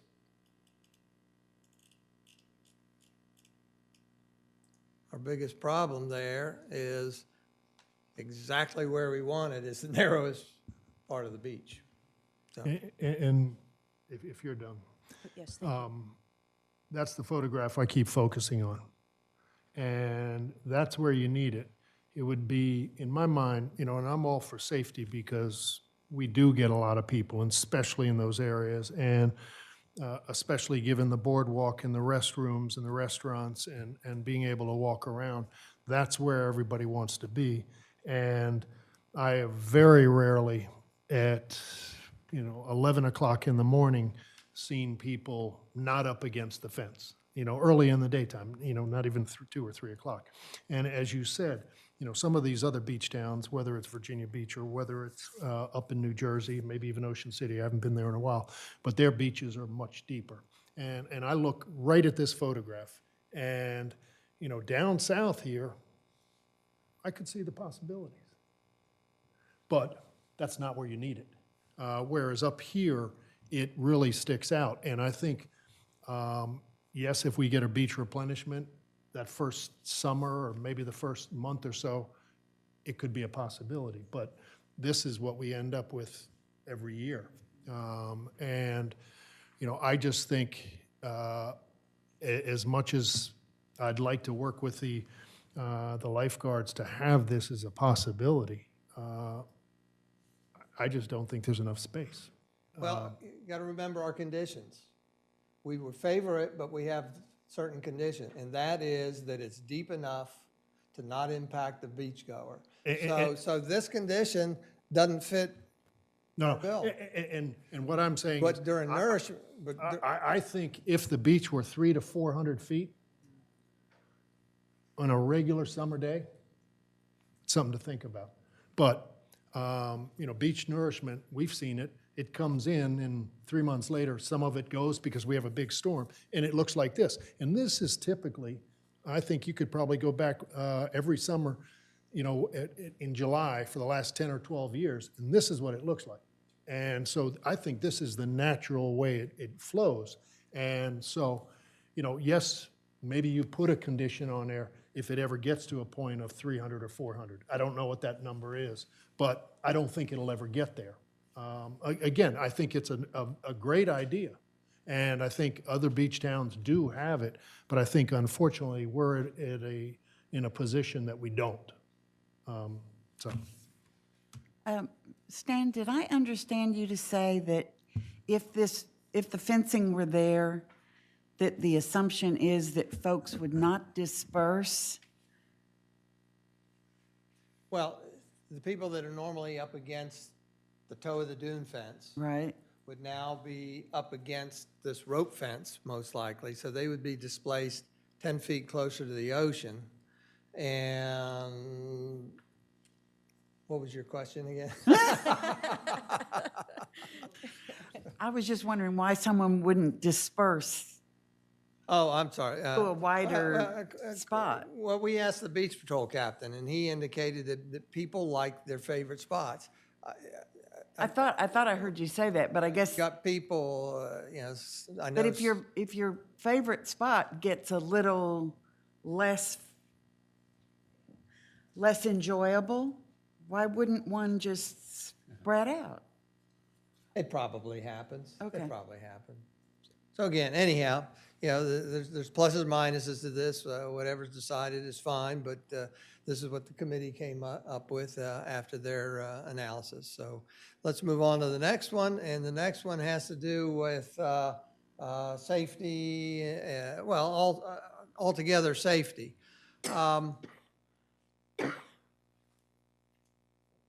When we first reached out to the public and asked for topics, one of the topic came back was discuss perception of lack of safety on the boardwalk, especially at nighttime. And then from the police chief, he asked us to consider additional video cameras. So they kind of merged together. We held different topics, but we merged them into one report. And if you recall, some of the minutes that we approved tonight had, in September, I believe, had a note from the Chamber of Commerce that they had shared with us, a constituent visitor survey that said they were fearful of parts of the boardwalk in the south time. Now, it doesn't always have to be the south boardwalk. It can be, here's an area south of Delaware Avenue where it gets dark also at night, and people are leery. And in your report, you will have other letters of indicative of why people are afraid. They're more afraid of other people, a crowd of 8 guys walking up the boardwalk and you don't feel comfortable walking next to them, that kind of thing. But one of the important things that the committee did is we invited the chief to talk about the perception. And he indicated that perception is someone's reality, but it's not what the police really are seeing out there. And I want to quote him. Overall, we have a wonderful community with a changing demographic over the decades. More people are louder, more foul language is used, but statistics don't validate that there is less safety. In fact, the numbers are down overall over the last 3 to 4 years.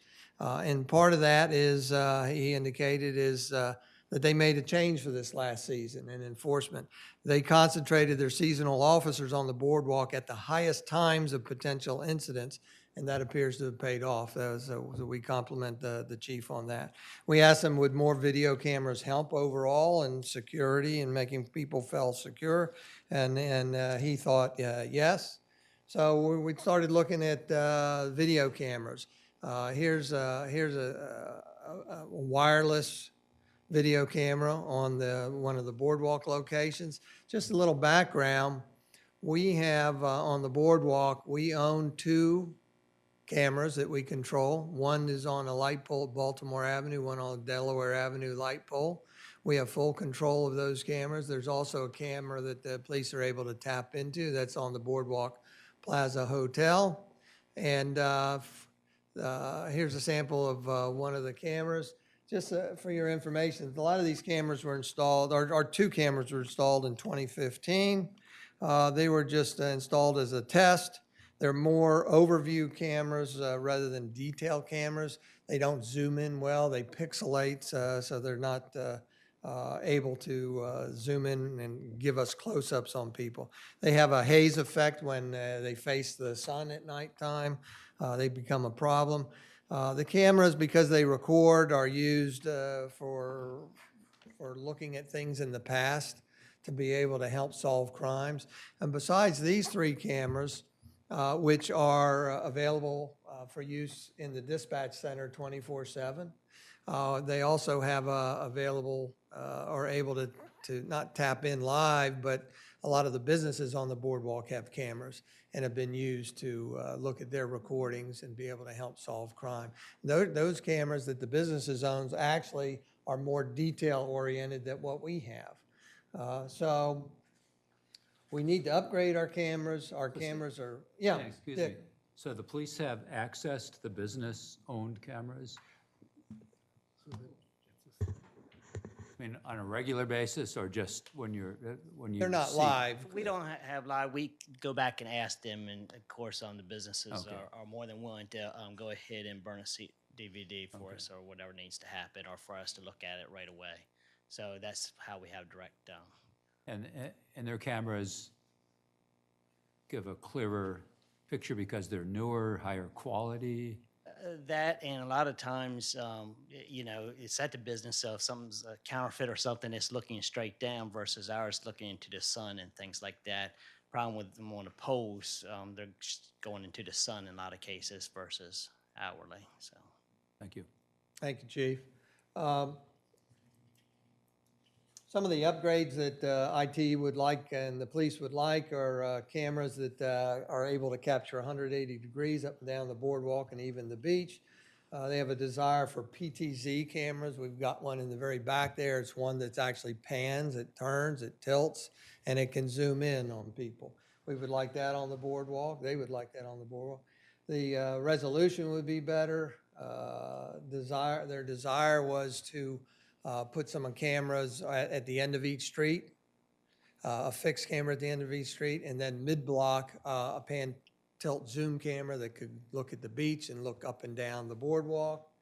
And so what are the challenges to doing this upgrade? I'll show you real quick some other cameras. Bethany Beach Boardwalk has quite a variety. These are all Bethany Beach. They all appear to be hardwired rather than, this is the one at Boardwalk Plaza Hotel. I think it's owned probably by or operated by WBOC TV. You see that on there tonight. Way down here, you can see our, you can see our one of our little wireless cameras there. So what are some of the problems? Well, we don't have all the infrastructure. We have to use the wireless, so we have to use the cameras with that big, I call it a big ugly antenna on it. They're not hardwired. Sometimes we have problems with electricity because they need electricity, and there's problem keeping the receptacles functioning down at that end. There's not enough receiving points to even go wireless on the south of the boardwalk, so that's a problem itself. And so what do we need to do? They asked about drones. Can we use drone instead? And the chief surprised us and said they actually do use drones once in a while, but we can't use those consistently. One of the committee concerns was aesthetics, cleanliness. The concern was if we start junking up all our poles, you kind of know how I feel on some of that from earlier discussions on wireless. We believe that cameras are a good thing. So aesthetics is very, very important. We believe that a key to safety and enhanced safety is visibility. The presence of seasonal officers is very important, number one, and the presence of cameras we believe is very important. So what are our recommendations? We favor more digital cameras with greater resolution than are the existing cameras. We suggested utilizing the least number of required cameras, so there's not a great proliferation of them. Get rid of the wireless antennas. We would rather see us invest in conduit and hardwired and do it right the first time than spend money on wireless ones and upgrade them every year. Select equipment of a different, of the type so as not to compromise aesthetics. And if or when implemented, we would like to see the cameras marketed for their expanded capabilities to the public. Let them know they're out there so that they feel more safe. Also, let the criminal element know that they're going to be watched. So a little education program would be there. So overall, we favor that idea, and I believe they're actually kind of working toward grants and headed that way anyhow. So any questions on that? Yes, Pat? So you're looking for more hardwired rather than wireless. Is that what you have said? Did I hear that right? That's our recommendation. That's your recommendation. So I'm wondering, just based on what I see in the state, I mean, the state has cameras. Yeah, I mean, I look at them all the time when we have snowstorms. But are those not wireless? I would have imagined that they would be wireless. Do you know? They're both. They're both, yeah. Because perhaps, the wireless technology that we have currently with these is just not as good as what perhaps we could get. Because I have a feeling that going hardwire with this is going to be probably not possible or too expensive. Yeah, and part of our recommendation was actually based on Max from the IT department. So we were kind of following his lead on that type of thing. So they're going to be in discussions, and I think the route they go is probably going to be up to them, but we wanted to know we back funding. We want you to know that we back funding to be able to move forward and get more cameras on there. Anything else? I've got one more quickie.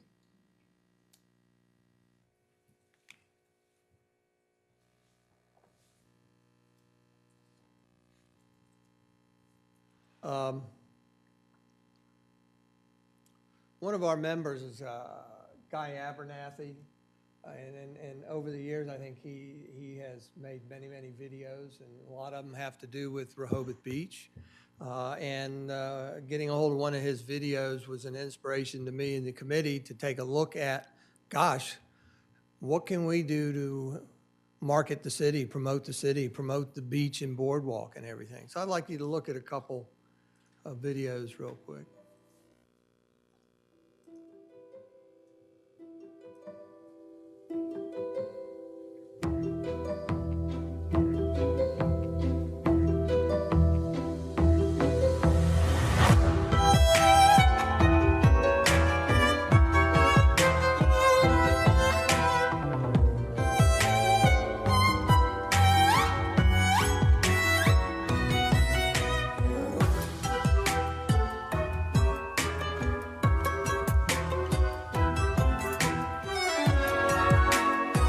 Oh, you're going to have to watch the whole video yourself if you want to see the whole thing. I have time constraint, but I hope I got you salivating. So let's go. Dick, you're going to like the beginning of this one.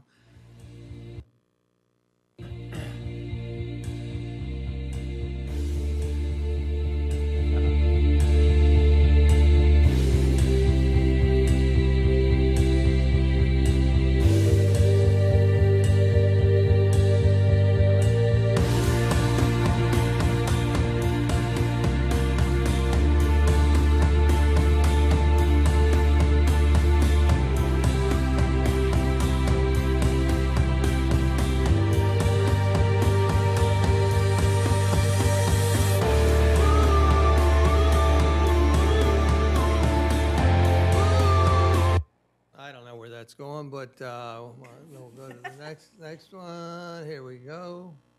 That far.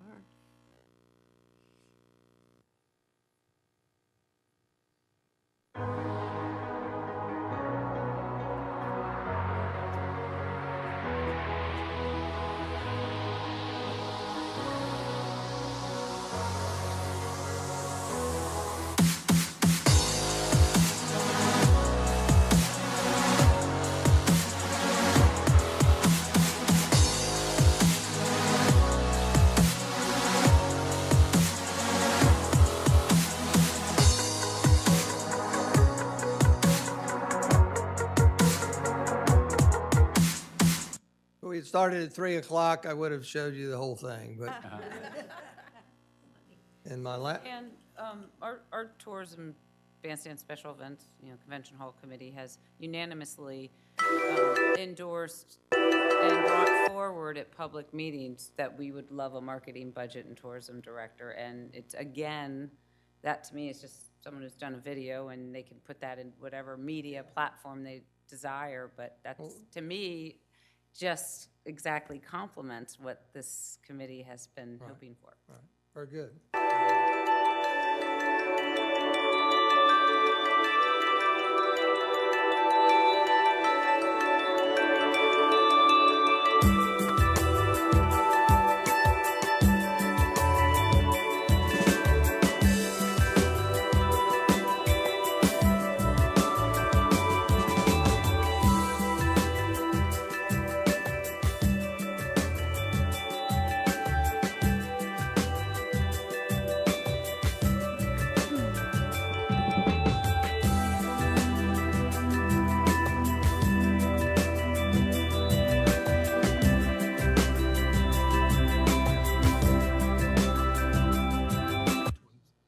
Got the idea? So, what, our committee analyzed these and we said, well, gosh, visitors are already posting videos of Rehoboth Beach, but why not the city put its own stamp on a video or videos? That the videos tell a story fast, and in today's world of social media, eliminates the need for literature and brochures. And these are feel-good videos, great, we believe, for promoting the city. Committee recommendations was to develop one or more videos to market the city. They don't need to focus on the boardwalk and beach only, because we've got the rest of the town that we can certainly promote. And reminder that Rehoboth's not just a summer town. We can do seasonal videos if we like. And if funding's a problem, rather than hiring a local professional company, conduct a contest or solicit help from the local high school video students or something like that. So anyhow, I leave that to you. These are all abbreviated reports. We'll get them online in the next week or so for you. And again, for this video thing, I hand it off to the city manager or bandstand committee or whoever. But we were pleased to take a look at that. Oh, real quick. Any questions? Yeah, we just had a presentation by Main Street with that Sea Grant, and I was flipping through the slides, and that's one of the things is bringing in a marketing tourism guru, kind of take a pulse and see what's going on. So I think that's, is Yeah, that happening sooner than later, the Sea Grant? Yes. January, okay. Karen, are you familiar with the video that Southern Delaware Tourism did a few years ago? That was an awesome video. The guy who did that actually won an Oscar for some other. He Earl Weber. He actually, I was the president of Delmarva Birding, Delmarva Low Impact Tourism Experience at the time, and it was an initiative to bring somebody. It was a contest, and his talents were overwhelming. Oh, indeed. And if we can get a hold of him, that would be. I already tried. He is so outpriced now. Oh, is he? I almost had him when I was with Lingo to do a whole thing about the Lingo family, Yeah. but Great idea. he's so expensive now. But Yeah. I have already spoken with talents in town, with a young couple that you may have seen video of, and I'll talk to you about them later. And they are willing to work with us for free. Wow, good. And they have drones too, so that's good stuff. Thank you. Any other questions? I want one of these, by the way. There used to be one. Want your own Yeah. pier? There used to be one many years ago. Thank you, Stan. you, That was very Stan. helpful. We're going to move right on into commissioner comments. Anybody? I would like probably to do a couple more presentations by the Boardwalk Committee at the December meeting. December meeting, okay. And just a reminder for the December workshop, It's on there. The Jolly Jolly Trolley. Trolley, yep. Boardwalk, okay. And also the update from the BSEC on rates, and I do think, Mayor, that that's appropriate. And I would like to have part of that discussion be from the BSEC on on this video and some ideas on tourism and some funding, maybe short and long term, if we could, Which meeting? at the workshop. Workshop Yes, December? please.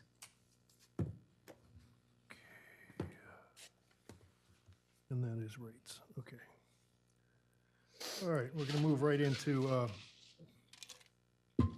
meeting dates. I just had a quick Oh, I'm comment. sorry. That's Oh, all right. I just thought we should have a public congratulations to Commissioner McGinnis for her election to the state office. Yay. Very nice.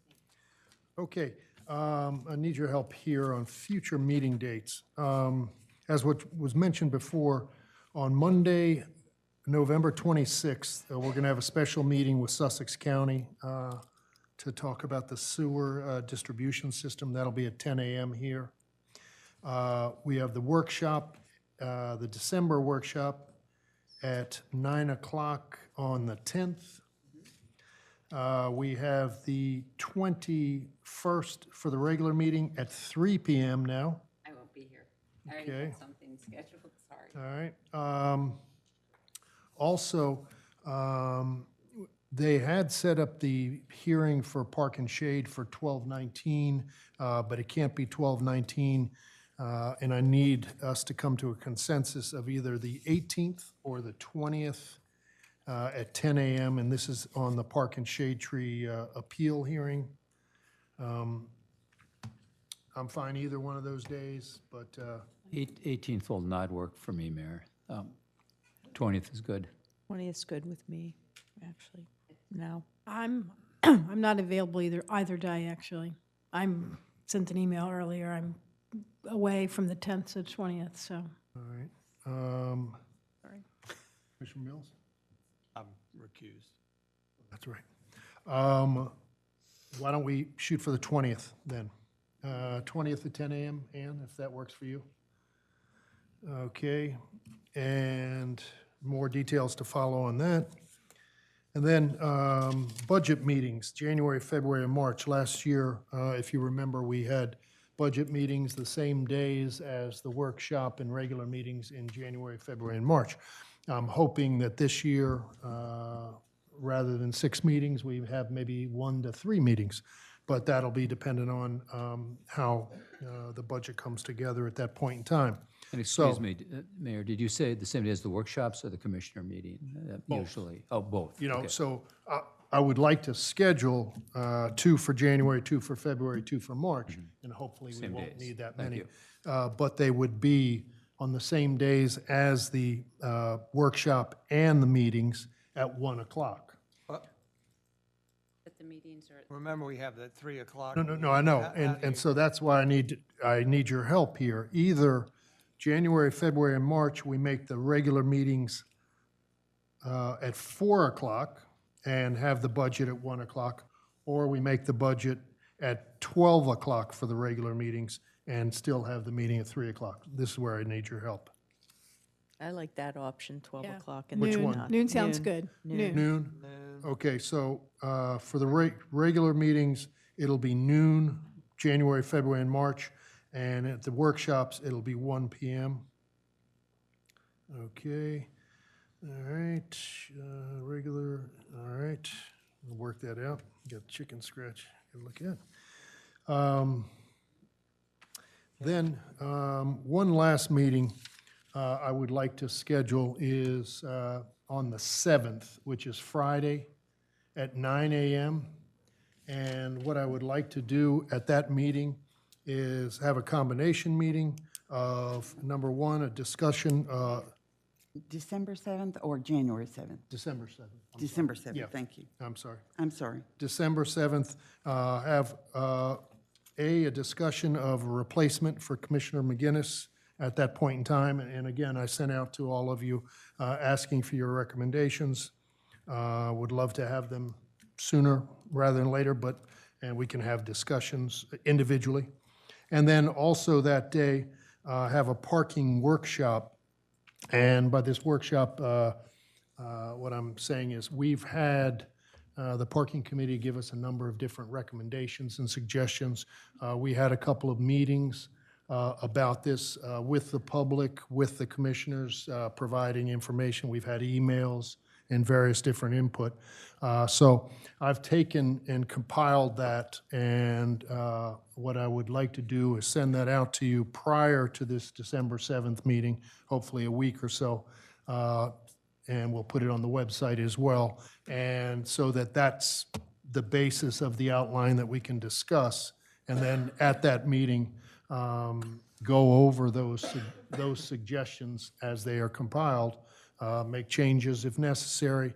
But what we need to be able to do is get out of that meeting with the idea that we can provide the city manager and her staff a plan for the 2019 season. Could you state again the time on December 7th? The 7th, 9 a.m.? Sorry. So that would be the discussion on the backfill for Commissioner McGinnis, as well as the parking discussion? Yes. So from 9 to 11 or something? Yes, and so if at that point in time we come out with a replacement, then we could have just a special meeting prior to the workshop to vote on that candidate, and then have them sworn in the December meeting. But again, we can discuss that at that point in time. And I think, I know that's an awful lot of meetings, but any questions? We won't do our tourism meeting that day. Right. Just saw that. And if there's no other questions, comments, if not, this meeting is adjourned. Thank you very much. 9 o'clock. I told my wife 9:30. Excellent job, Mayor. Unbelievable. Not bad. Start of something new. 9 o'clock, yeah. Chris, how you doing? I don't know. No. You don't know? No, it's not. That's in December. That's in December. We have been having conversations. Yes. Yes. Well, I could say that and just get some good press.